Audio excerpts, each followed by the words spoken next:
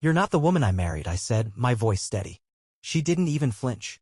Holly sat across the kitchen table, legs crossed, hands folded neatly on the polished wood.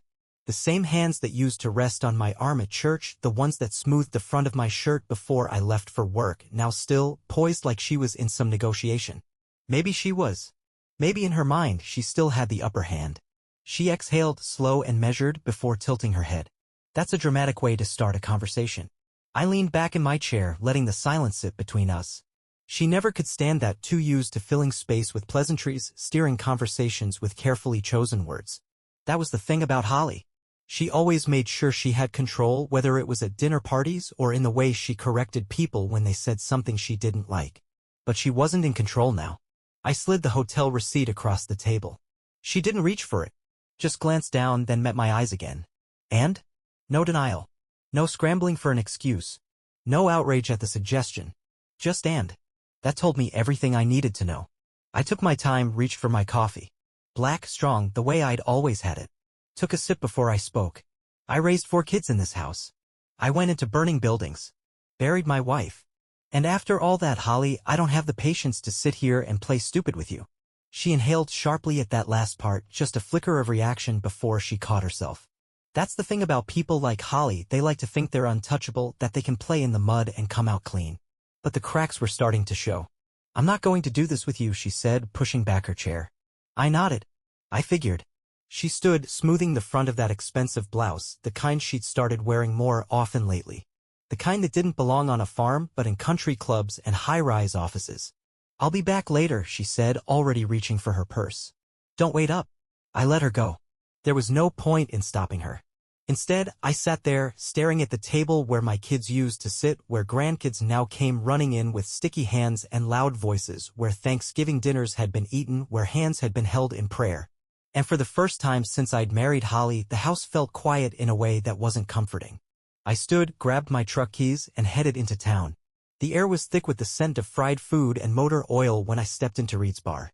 The place hadn't changed in years. Wooden beams, neon beer signs humming softly, the faint clink of pool balls in the back. The kind of place where a man could sit, drink, and keep to himself without judgment. Tom Reed, thick-shouldered and balding, was wiping down the bar when he spotted me. "Hell, Aaron, thought you were cutting back on the beer." "Not here for the beer," I said, taking a seat at the counter. He raised an eyebrow but didn't push.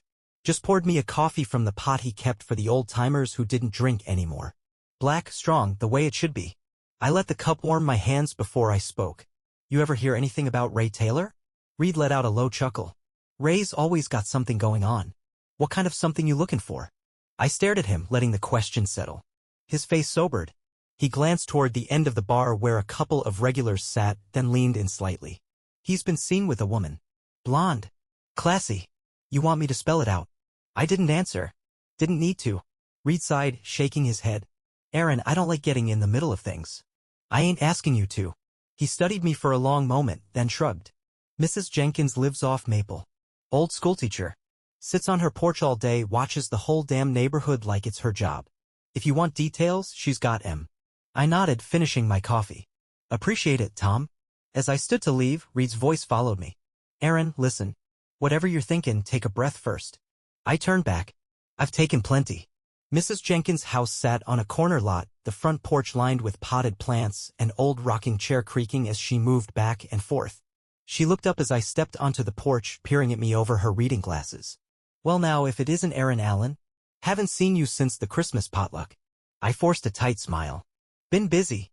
Haven't we all?" She gestured to the seat beside her. "Come sit. You got that look?" I sat, resting my hands on my knees. "I hear you've been keeping an eye on Ray Taylor's place." She sniffed. "I keep an eye on everything. People forget that just 'cause I'm old don't mean I can't see." I waited. Let her take her time.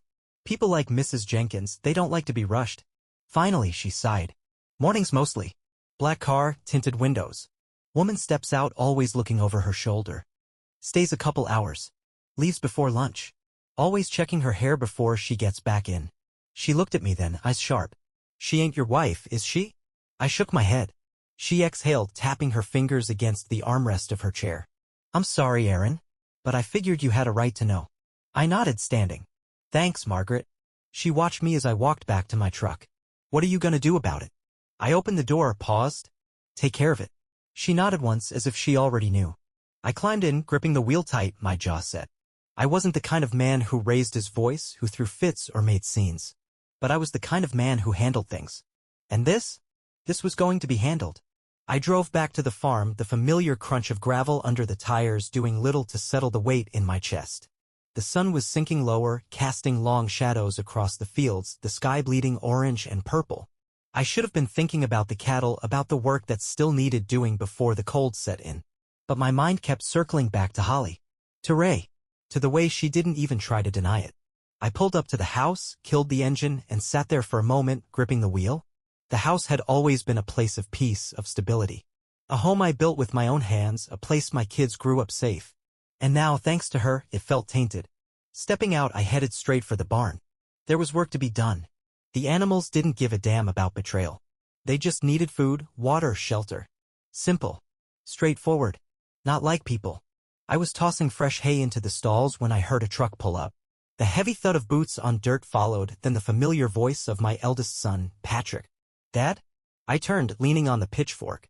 Patrick stood in the barn doorway, arms crossed, concern etched across his face. He had my build, same broad shoulders, but his mother's eyes. He'd always been the one to check in even when he was a kid. What's up? I asked, going back to work.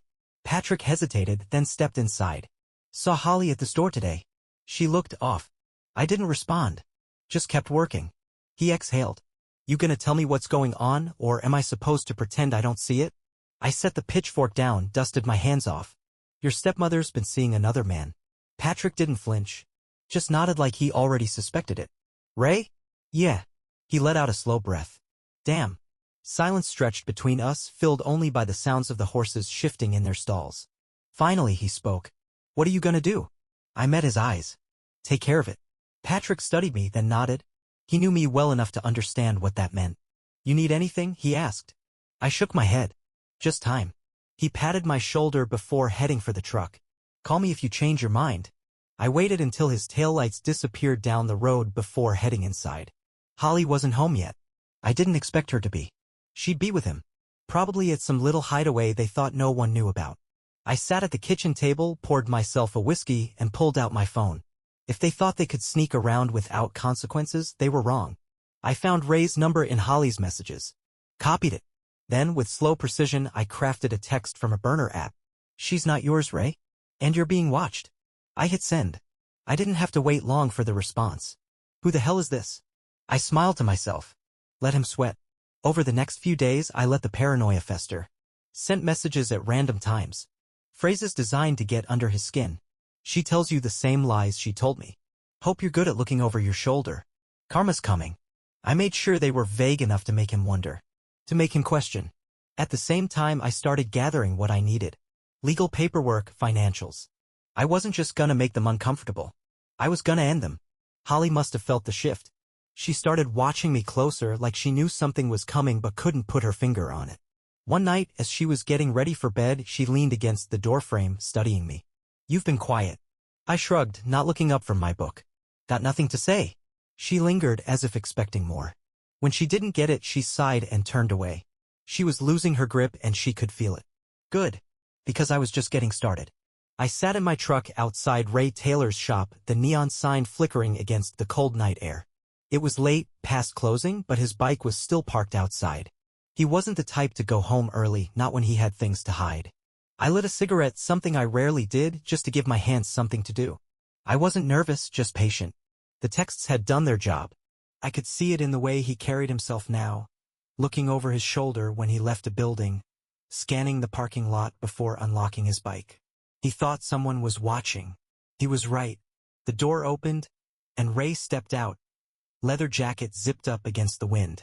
He looked around before heading toward his bike, moving quick, anxious. I let him get halfway before I flicked the cigarette onto the pavement and stepped out. Ray, I said, voice steady. He froze, hand on the handlebars, shoulders tensing before he turned to face me. He forced a smirk, but it didn't reach his eyes. Aaron, what brings you out this way? I took my time walking toward him, hands in my pockets, like I had all the time in the world. Figured we should have a conversation. Ray shifted his weight. About. I let the silence stretch, let him sit in it. Then I tilted my head. About my wife. His smirk disappeared. Aaron, listen. You listening's the part I'm concerned with. I cut in. You're a grown man, Ray. You made your choices. Now you live with them. His jaw tensed. Look, it wasn't personal. Things just happened. Nothing just happens, I said, stepping closer. You saw an opportunity, you took it. You think it makes you a man, sneaking around like some teenager? Taking what isn't yours. He straightened up, like he wanted to act tough, but I saw the flicker of doubt in his eyes. He might have been 10 years younger, but I had weight behind my words. He knew it. I didn't force her, he said, but there was no conviction in it. I gave a humorless chuckle. That's supposed to make it better? I stepped in closer, lowering my voice. You think I give a damn if she was willing? You think I care about your excuses? You broke the one rule men like us don't break. Ray swallowed hard. What do you want, Aaron? I want you gone. He frowned. Gone. I nodded. Out of town. Out of my sight. You're gonna sell this shop. Pack up your life. And you're gonna disappear. His laugh was short and forced. You can't just tell me to leave my own damn town. I tilted my head, eyes locked on his. Try me. He held my stare for a long moment, then looked away. Jesus. He ran a hand through his hair, exhaling. And if I don't? I smiled, slow and deliberate. Then you'll find out what happens. Ray stared at me, measuring the weight of my words, and I saw the exact moment he realized I wasn't bluffing. His hand tightened on the handlebar of his bike, knuckles white. You can't just. I can, I said, stepping back. And I will. This is me being polite. You won't like what comes next. I didn't wait for a response. I turned, walked back to my truck, and drove off, leaving him standing there in the glow of that dying neon sign, knowing full well his time was up. The next morning, I made my way into town, stopping by Reed's bar before opening hours. Tom let me in with a grunt, tossing a clean rag over his shoulder as he grabbed himself a coffee. I took a seat at the bar, nodding toward the pot. He poured me a cup without asking. Busy night? He asked. Productive. He smirked but didn't press. Tom knew when to stay out of things. Ray's gonna leave, I said, watching his reaction. He took a sip of his coffee, eyebrows lifting slightly. That's so? He'll come up with some excuse, business deal, fresh start, whatever. But he'll go. Tom nodded slowly. And Holly? She'll find out soon enough. He let out a low chuckle. You always were the patient type. I drank my coffee in silence. I wasn't in a hurry. Justice, the kind that mattered, wasn't about speed. It was about making sure the lesson stuck. By the end of the week, Ray's shop was listed for sale. Word spread fast in a town like ours. No one knew the real reason, but I saw the way the other men started looking at him, with that quiet understanding that he'd screwed up, that he was running. And Holly? She didn't suspect a thing. Not yet, but she would. Soon. The sun was low when I pulled into the driveway, the last light of the day stretching long shadows across the front of the house. Holly's car was parked outside. She was home early. That was new. Inside, I found her standing by the kitchen window, a glass of wine in hand, staring out at the pasture. She didn't turn when she spoke. Ray's selling his shop. Her voice was calm, measured, but I caught the tightness in it. I took my time hanging my jacket by the door. That so? She finally turned, searching my face for something. You don't seem surprised. I met her gaze steady. Can't say I am. She exhaled, setting the glass down a little too carefully. Aaron, what did you do? I leaned against the counter, crossing my arms. What I had to. Her lips parted like she wanted to push, but she hesitated. That hesitation told me everything. She already knew. Maybe not the details, but she could feel the walls closing in. She swallowed. Did you threaten him? I let the question hang in the air. It wasn't about what I said or didn't say. It was about what she believed I was capable of. And right now, I could see it in her eyes. She didn't recognize the man standing in front of her. That was fine. I didn't recognize her anymore, either. He's leaving town, I said. That's what matters. She shook her head, stepping forward. Erin, it wasn't like that. It wasn't just. Don't, I cut in, my voice even. Don't stand there in my house at my table and try to explain it away. Her jaw tightened. I'm not trying to explain anything. She ran a hand through her hair, frustrated. I don't know what you want me to say. I pushed off the counter, closing the space between us. I don't want you to say anything. I want you to listen. I built this life. I worked for it. Sacrificed for it. I gave you everything, and you threw it away for what? For some cheap thrill? For a man who doesn't have the backbone to look me in the eye. I let the words settle before continuing, low and firm. You didn't just betray me, Holly. You betrayed this family. And I don't forgive that. Her breath hitched, but she held her ground. So what now? You punish me? Drag my name through the mud? Make sure everyone knows what I did. I gave a short laugh. You think I need to do that? You think people don't already know? I shook my head. You did that all on your own. Her face paled and I could see the wheels turning in her mind, the realization sinking in. In a town like ours, there were no secrets. People had already started whispering. Friends had started keeping their distance.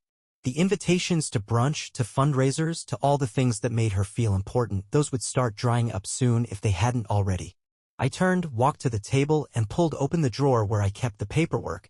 When I came back, I set a manila envelope down in front of her. Her eyes flickered to it, then back to me. What's this? Divorce papers. She inhaled sharply. Erin, I'm not gonna fight with you about this, I said. This is happening. Her hands trembled slightly as she reached for the envelope, but she stopped short, curling them into fists instead.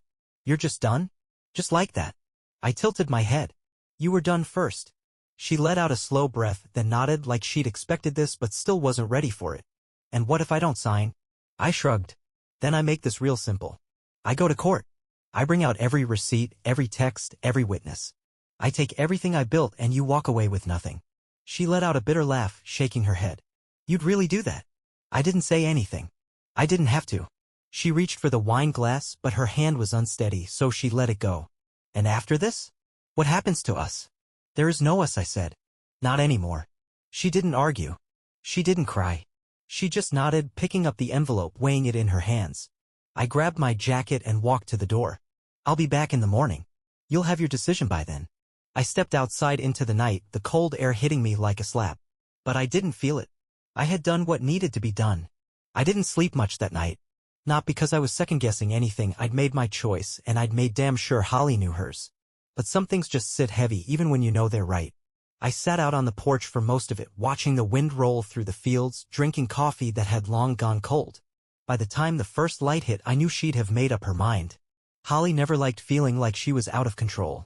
And dragging this out wouldn't give her back the power she lost. When I pulled up to the house, her car was still in the driveway. The kitchen light was on. I stepped inside, and she was already at the table, the manila envelope in front of her, opened. She was dressed sharp, like she had somewhere to be.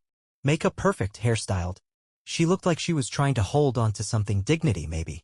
She didn't say anything at first, just studied me, fingers tapping lightly on the table. Then, with a quiet sigh, she pushed the envelope toward me. It's signed. I didn't sit. Just took it, checked the signature, and nodded. Good. She leaned back in her chair, arms crossed. That's it then. That's it. She let out a humorless chuckle. Well, you always were a man of few words. I wasn't in the mood for small talk.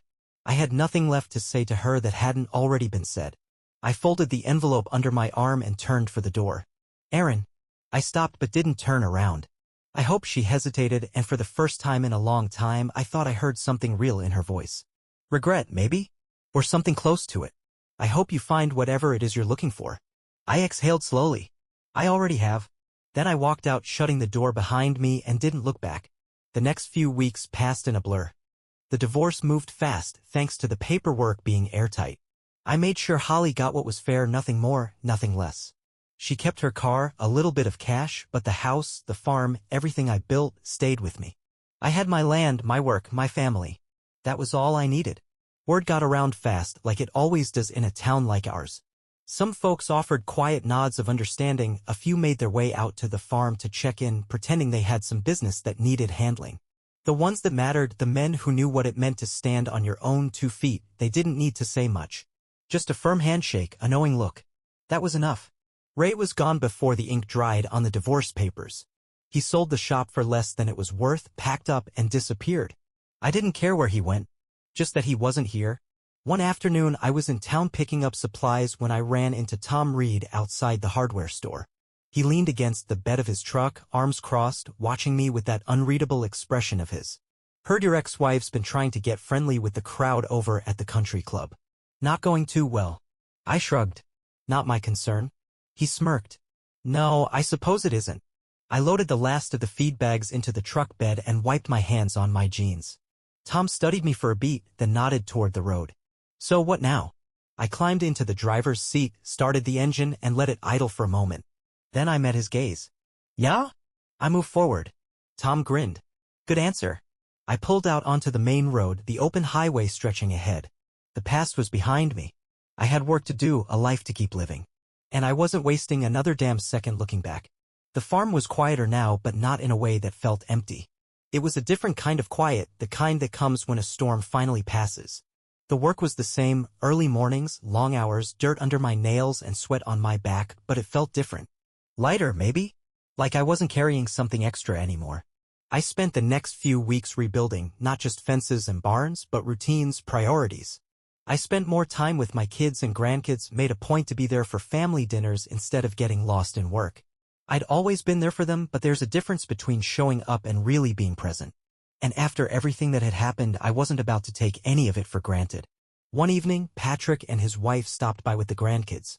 The boys tore through the house like a hurricane, tracking in mud and laughter while my daughter-in-law, Jasmine, helped in the kitchen. Patrick and I sat on the porch, watching the sun dip behind the hills, the air cooling with the promise of night. He leaned back in his chair, stretching his legs out. You look better. I raised a brow. That right? He nodded, sipping his beer. Yeah. Like yourself again. I didn't answer right away, just watched as the kids chased each other across the yard. He wasn't wrong. There was something about getting rid of the dead weight in your life that made everything else clearer. Patrick exhaled, rubbing the back of his neck. She called me. I didn't have to ask who. I kept my voice even. What did she want? She didn't come out and say it, but I think she was feeling around for sympathy. Maybe seeing if the door was still open. I nodded, taking a slow sip of my drink. And what did you tell her? Patrick smirked. Told her she made her choices. Now she lives with them. A breeze rolled through, rustling the leaves. I let the moment sit between us. It was good to know I'd raised my kids right. She's still in town? I asked after a while. Patrick shrugged. For now. Guess she's trying to find her footing. But from what I hear, she's realizing real quick that the folks she thought were her friends only liked her when she was standing next to you. That didn't surprise me. People like Holly, they build their lives on appearances. But appearances don't mean much when the foundation crumbles. Not my problem, I said finally. Patrick nodded. No, it ain't. We sat in silence for a while, watching the grandkids wear themselves out. Eventually, Jasmine called them in and Patrick stood, stretching. We should get going. But we're coming back Sunday for dinner. I chuckled. That right? Jasmine said so, which means it's happening. I shook my head, smirking. Guess I'll be here, then. He clapped me on the shoulder before heading inside to gather his crew. I sat out there a little longer, listening to the sounds of home, the chatter, the clinking of dishes, the laughter of kids. The kind of noise that meant something. After they left, I locked up, did one last check on the animals, then sat out on the porch with a fresh cup of coffee. The night was still, the stars clear above the pasture. I thought about Holly, about Ray, about everything that had gone down. I didn't regret any of it. Some men waste years being bitter, letting betrayal eat them alive. I wasn't one of those men. Holly and Ray weren't worth the kind of weight. I'd handled it. I'd taken control. And now I was free. I leaned back, stretching my legs, the smell of cut grass and distant with smoke hanging in the air. The past was done. The future was mine. Sunday rolled around and as promised, Patrick and his family showed up right before dinner. The house smelled like slow-roasted beef, potatoes, and fresh bread, the kind of meal that didn't need an explanation. You just sat down and ate. Jasmine worked in the kitchen like she belonged there, already at home, already part of the rhythm. The grandkids ran wild in the yard, their laughter echoing off the barn. It felt right. It felt settled. I was out by the grill when Tom Reed pulled up, stepping out of his truck with a six-pack in one hand and a raised brow. Thought I'd stop by, make sure you weren't sitting here brooding like some washed-up Clint Eastwood. I smirked, taking the beer. I don't brood, Reed. I work. Right? He leaned against the porch railing, watching the kids chase the dog through the yard. You hear about Holly? I cracked open a bottle, took a slow sip. Nope. She's leaving town. Guess she figured out she ain't got much left here. Tried getting cozy with the country club crowd, but turns out they ain't as forgiving as she thought. I let that sit for a second, rolling the bottle in my hand. She going alone? Reed snorted. Oh yeah. Ray's long gone and no one else wants to be the guy dumb enough to pick up the pieces. He paused, then gave me a sideways look. You care? I shook my head. Not even a little. He grinned, clinking his bottle against mine. Good answer. Dinner went the way it always should have. Plates full, conversation easy, no tension hanging in the air. Just family, just the kind of peace that only comes when you know you've put everything in its place. Later that night, after everyone had gone home and the house was quiet again, I sat out on the porch with the last beer of the night. The sky was clear, stars bright against the dark. I let out a slow breath, stretching my legs out, feeling the weight of everything finally settle. Holly was gone. Ray was gone. The mess they made was cleaned up and the life I'd built was still standing, stronger than before. Some men let things like this define them, let betrayal turn them into bitter shells of themselves. But I wasn't that kind of man. I handled it, I moved forward, and I didn't waste a damn second looking back. The night stretched out in front of me, open and endless. I took one last sip, set the empty bottle down, and let the silence settle. Tomorrow was another day. And I was more than ready for it.